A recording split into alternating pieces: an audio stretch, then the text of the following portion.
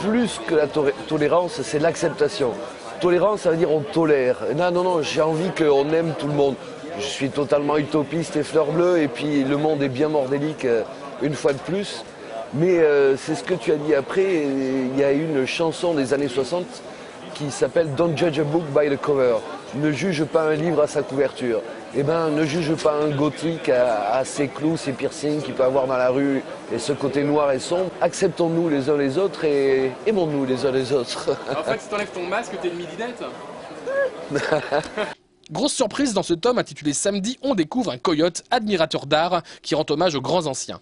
Dans mon immeuble, il y a une bande de colocataires qui travaillent aux Beaux-Arts et qui ont comme concept de dessiner, faire poser tous les gens de leur immeuble nus et les faire poser dans des positions de statuaires célèbres ou de tableaux célèbres. Donc, bon, je ne suis pas allé dans la Joconde, mais il y a quand même la Vénus, la naissance de Vénus de Botticelli. Il y a du Rodin, autant le penseur que même le Balzac qu'il avait pu faire. Un buste de Balzac très fier, évidemment, c'est le gros joyeux Calumet qui pose pour ça. Et puis il y a Madame d'Estrée et sa sœur au bain. Ça ne parle pas beaucoup aux gens, mais si on dit c'est les deux bustes, les deux femmes en plan américain, seins nus, et une qui tient le sein de l'autre comme ça. Et là tous les gens disent ah oui, donc Madame d'Estrée et sa sœur au bain. Et puis Scoop, Coyote, revient avec le petit bonhomme que l'on connaît tous.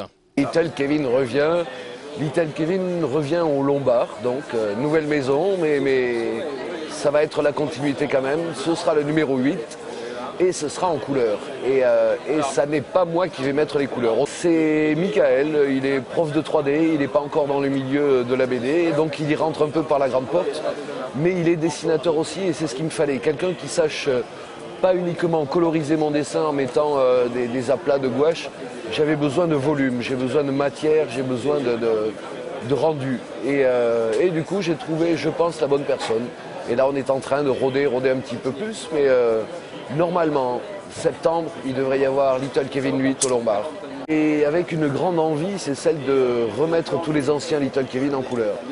Les 7 premiers, on a fait quelques essais et ça pourrait le faire. Donc, à voir pour plus tard. Pour l'instant, j'ai encore un gros paquet de pages à faire et je suis méga à la bourre.